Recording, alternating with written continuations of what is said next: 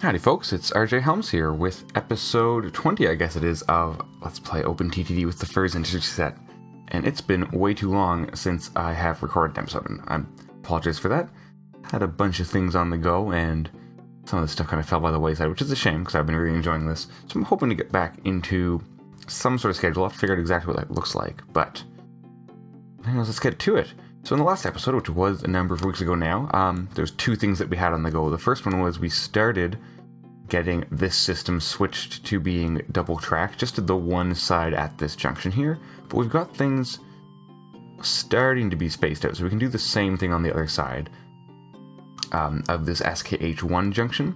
And the other thing we were doing was working towards replacing a bunch of our old trains. And there's a question in the comments about why I wasn't using autoreplace to do that. And the reason is because, the biggest reason here actually is because the obsolescence of cabooses at this point in the game. There is a bunch of options for doing some more sophisticated stuff with autoreplace.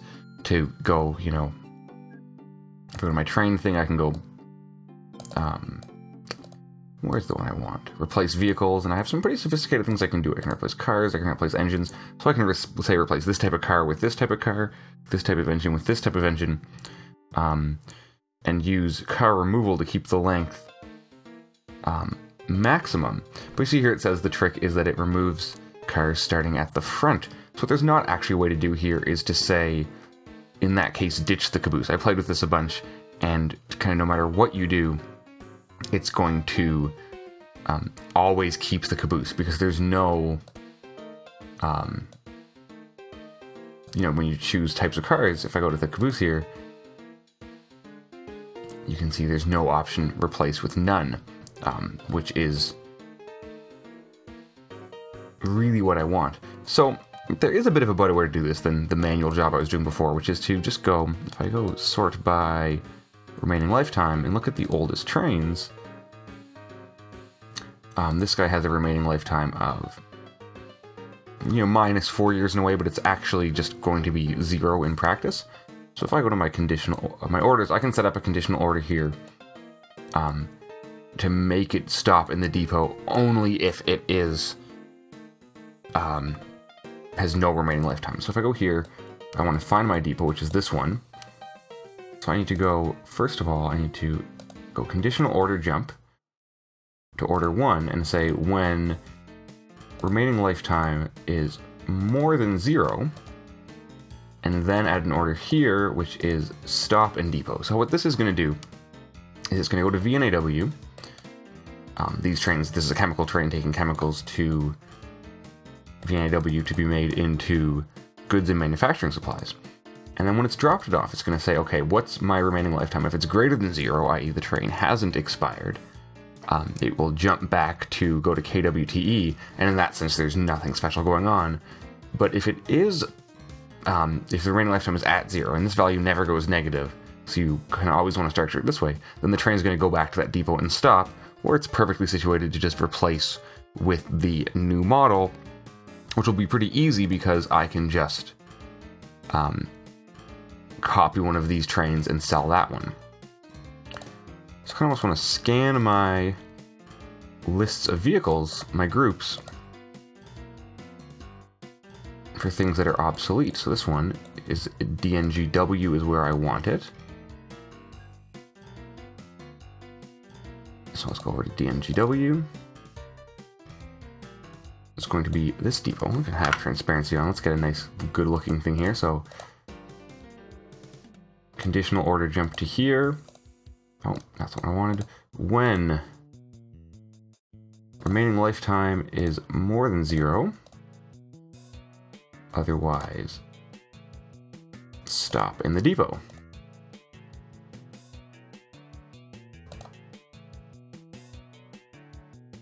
And these shared orders, these conditional orders can actually just stay. Where's the depot here? It's there. It's hidden by the tree. These can just stay in here, kind of in perpetuity. Oh, why didn't that work? Conditional order jump. When remaining lifetime is more than 0, Where'd you go? There you are. Otherwise, stop. Because even though it's not going to be necessary now, once these trains are renewed and so these groups don't have old trains, I still want it to be there so I can kind of always be refreshing.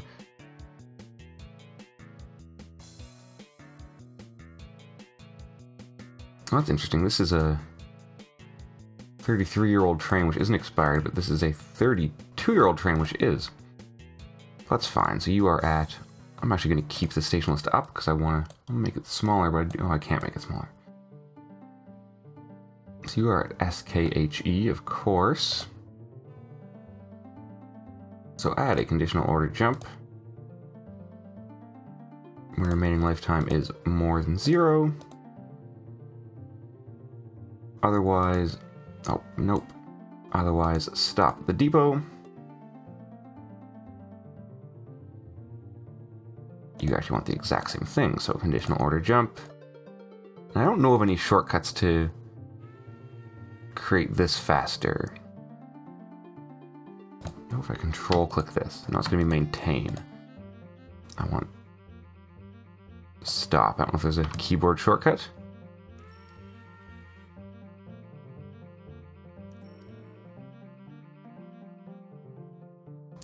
And one thing you'll see is that even though this is red, I guess this is a perfect example. Oh, that's not what I wanted. This is what I wanted. So it's actually got a year left in its remaining lifetime. Things show up as old at 1 year left, and then very old is 0 years left, but that's okay. Okay, you are the same deal at SKHE, so go to conditional order jump. When the remaining lifetime is more than 0, I could make it more than 1. Then you're going to SKHV. Here, this one. I was... no, I was worried it was going to be this one up here, because that might need a special case. What about Shift and click on this? No, what about... Of course not. What about Alt and click on that? Nope. Okay, so it is just going to have to be manually choosing stop.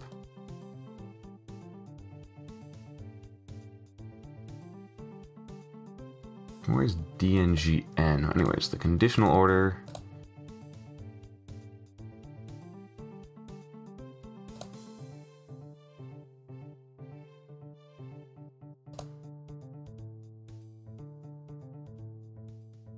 Yeah, just like that. And it's not too exciting, but thankfully STNM. So you're going up here. Do I have a depot on this side? Yes, I do.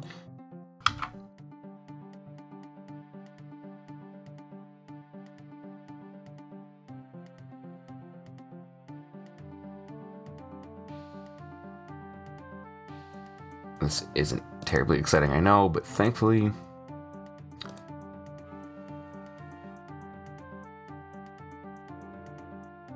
it won't take... once this is done for each of these routes, it'll be set up forever. Because like I say, even when there's nothing that... Right, no, I don't want maintain, I want stop.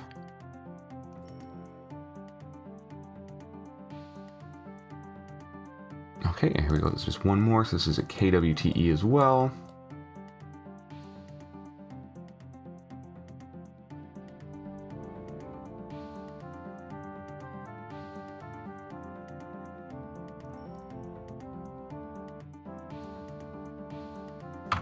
Alright, was that depot? This is the one that's hiding. Yeah, see, I'm starting to get things piling up in the depot. I'm not going to worry about those. KWTN, you are that one. So where's your depot? Oh, it's the same one. Okay.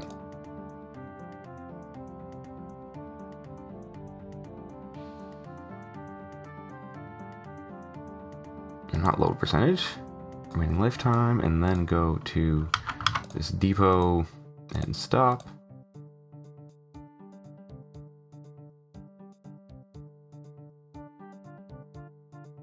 DNAW, you are that guy up here.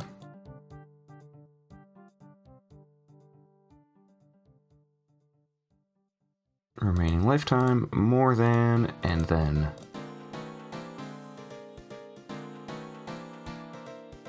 stop in the depot.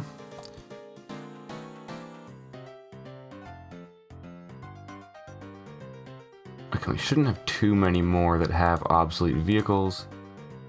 Manufacturing supplies, that's the same station, so... No, conditional order jump to number 1. When remaining lifetime is more than 0. Otherwise, stop in the depot. Okay, and this is the big guy.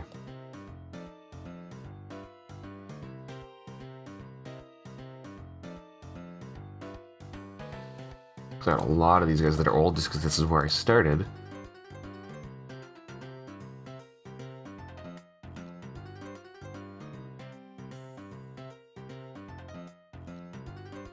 This is plant fibers at STNM.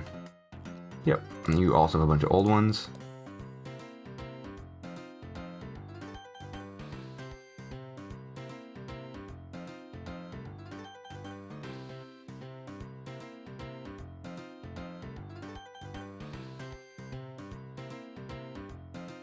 Okay, and that's all done. So I'm going to start seeing things piling up in the depot, but I'm not going to worry about that for now. Just maybe in the next episode we'll have a nice number piled up, and we can start getting those guys back on the route. But all of these ones that are old should, as time goes on, shuffle into the depot. And we'll just have to be vigilant until every route has that. Actually, one thing I'm going to do is go into my settings, and I'm going to actually disable auto renew, I think. Auto... where is it? Auto renew vehicle when it gets old. I'm not sure if I want it off, actually, because... Actually, I think I will leave it on. Just, there are some cases where that's not what I want. Let's just see if I have any... Road vehicles getting old. Yeah, I do. But let's deal with that later, because I'm... you know, I don't want to make this Let's Play renewing vehicles. And for road vehicles, because I don't have that caboose problem, auto renewal will work there, so it's actually kind of mooted in that sense. Okay, so let's get to this, and if we can get this junction, or this train, yeah, no, it's a junction, double-tracked, I'll be happy with calling it there. So first thing I want to do is kind of delineate how I want these spaced, and then you can split there. I'll do it better later.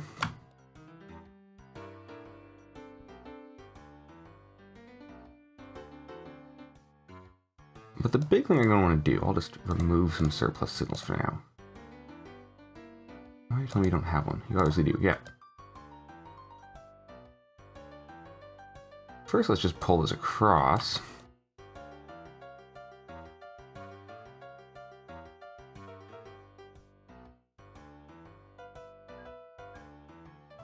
And just duplicate everything that I already had.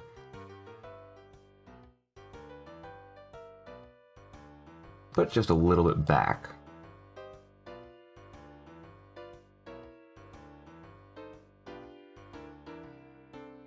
As much as I can.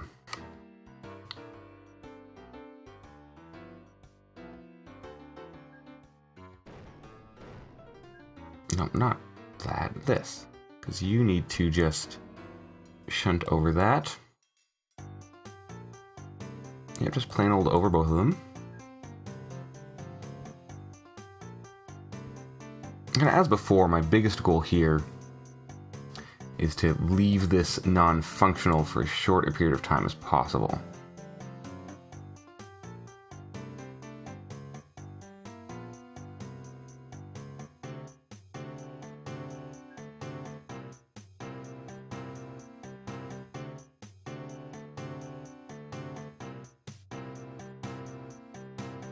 Put this guy back here.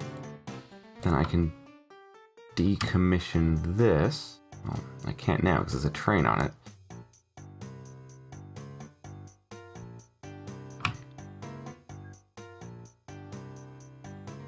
Okay, there's a signal problem there. Oh, paused, of course. Which is this? Yeah, that's the problem.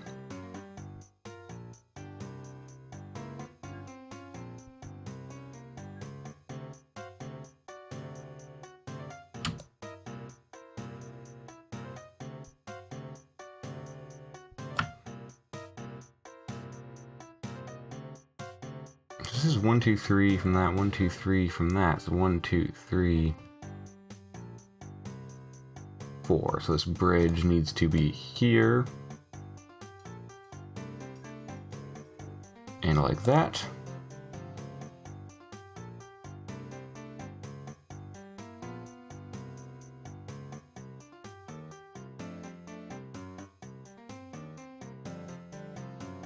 Okay, why does that not feel the same? Right, because I'd fudged that. So this similarly doesn't need to exist.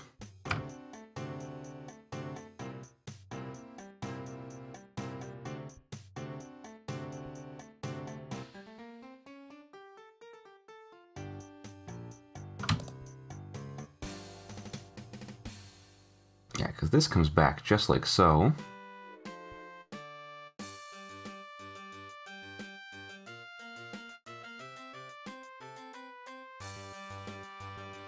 But you are spaced. Kill that signal. In such ways to allow this to join like that. And then this ceases to exist.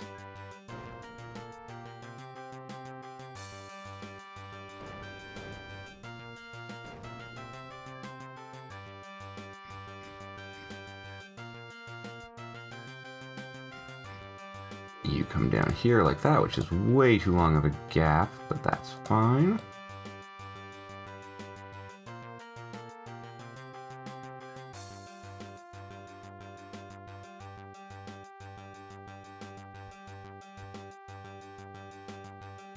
I'll have to fix up all this signaling later, but okay, you can get exploded. You come back to here.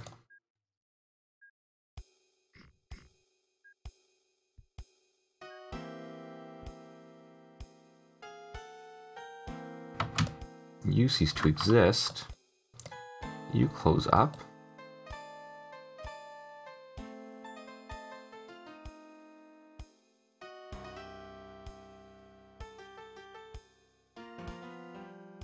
Okay, one more thing to do.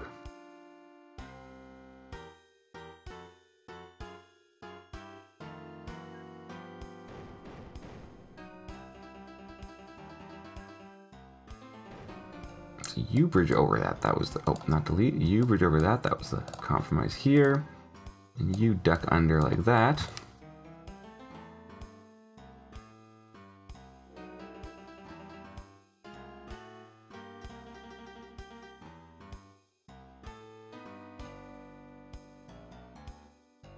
And you need to come off of that.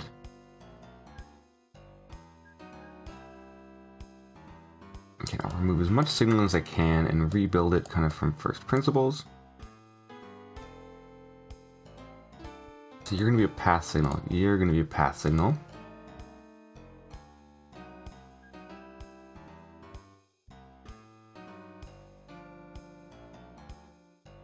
You're a path signal. You know what? Delete a signal. You are a path signal. There's no signal there, no signal there.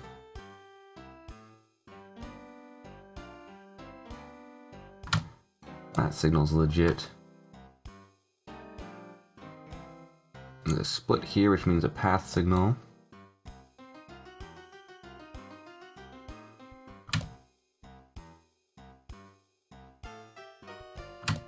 You can draw back that. You're legit to draw back to there, but you are going to be a path signal.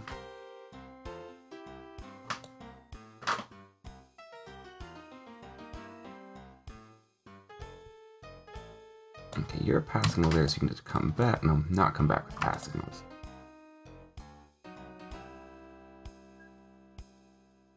Just come back with regular signals.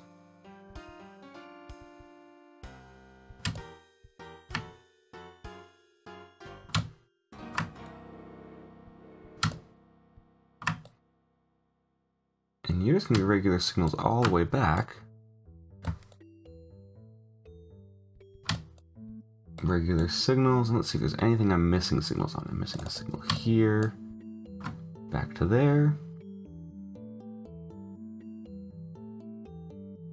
I don't like how long these tunnels are being unsignaled.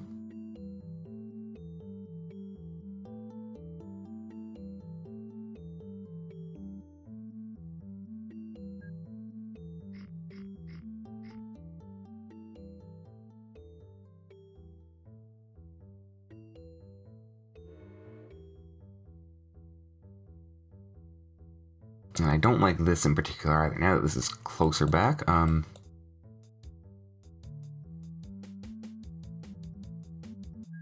I don't like how this is signaled, actually. You should be like that, yeah.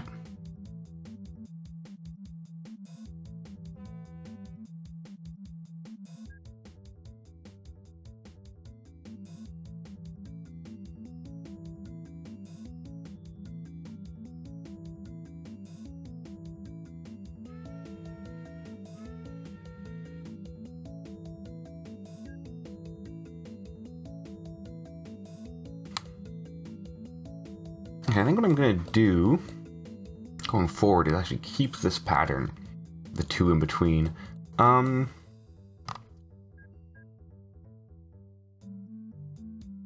so let's fix this up here, because this is a little silly. So kill the priority merge, because it's a little redundant.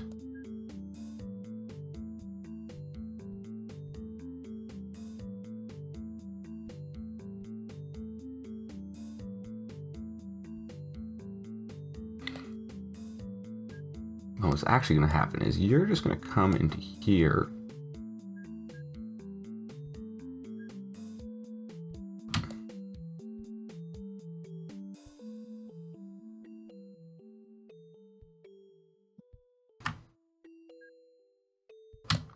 As you do.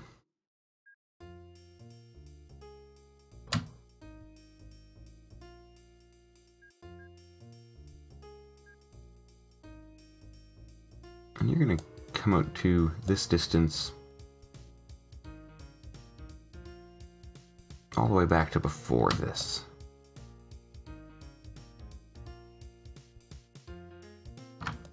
Say to there.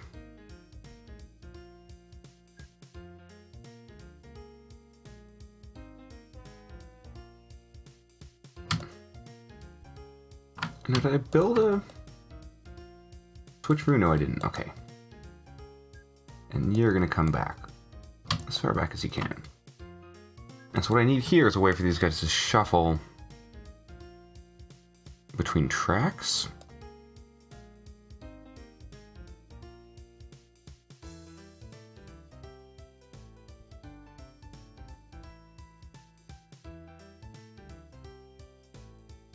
And there's a signal there, but kind of the best way to do that is just like this. So you can be a path signal there. No, you can be a, of course, convert mode. You can be a path signal there. This signal can go away. Can go away here. I'm sure I've got some trains doing something very stupid right now. And you can be a path signal here. And let's watch this. So trains that want to turn can hop onto the outside lane. Trains that don't want to turn can stay on the inside lane. But also if there's two trains in close succession, they could split up. Yeah, so that guy wants to turn.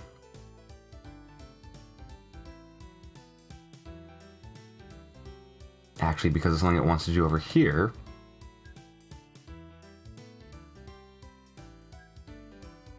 So I can build another one of these over here. And actually, this is going to be a bit more elegant, because I've got my signals offset.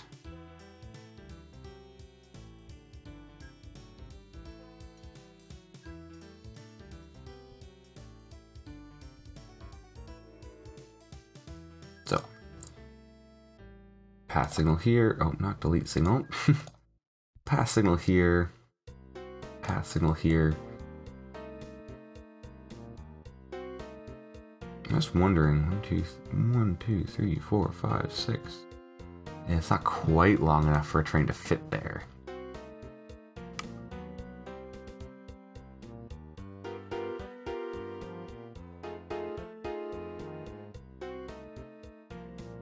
But yeah, by having these periodic switches, trains can choose like if they're getting backed up, and one before junction and one after junction is actually a very nice way to make this happen.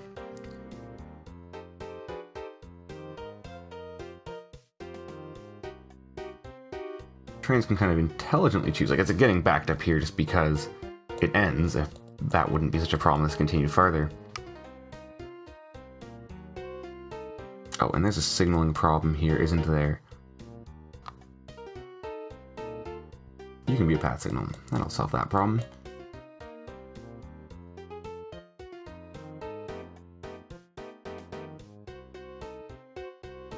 Some of this is kind of signal abuse, but it stops some of the vagaries of how block signals work from resolving sums. I could do this actually with pre-signals as well, but this will work just as well. Yeah, so I mean, now the bottlenecks are unsurprisingly shifted to where the two lines merge down to one, which is pretty cool. So let's go look at our road vehicles and see what's expiring. Because I can just do this with replace vehicles. So it's only the Hereford double-deckers that are getting old. And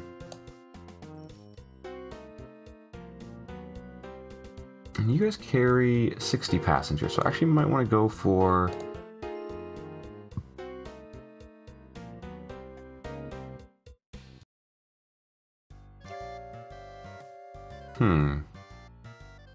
Is that actually... Is it expired? Because I want to keep with those. Nope, it's still around.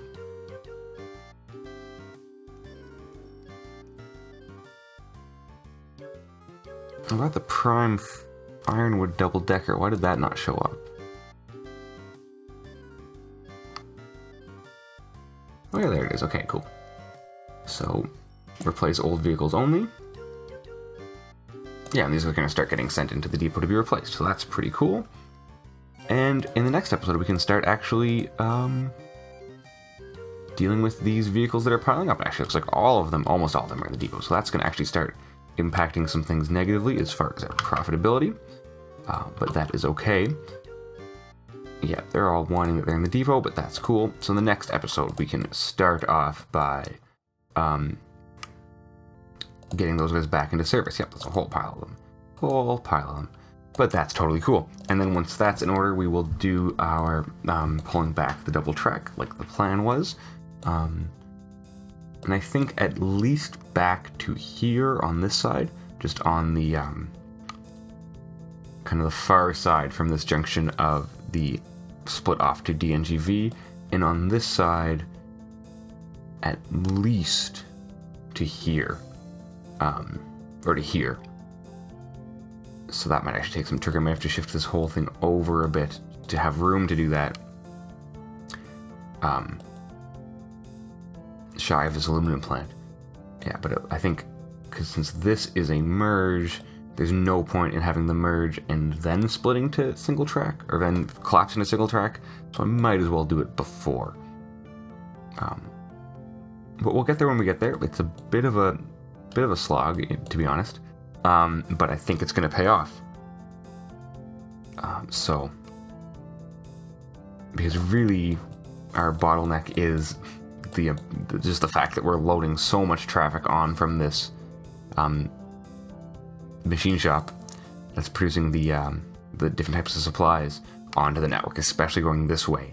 It's loading things down. So if we can get that optimized as much as possible, I might even actually let this load into both tracks, but once again, getting ahead of myself, if we can optimize that, we'll be well positioned for further growth. And by having this double track pattern in place, it's actually going to be fairly straightforward to just keep extending it. It's laying this initial groundwork for how the system's going to work that's difficult. And it's just more following the same sort of patterns once that is done, which it is, thankfully. So that's going to wrap things up for here. Once again, thanks so much for watching. If you have any thoughts or feedback or comments about this episode or this series or my channel in general, please leave a comment below. Don't forget to like this video and subscribe to my channel if you want to see more things like this in the future, and I'll see you next time. Thanks so much.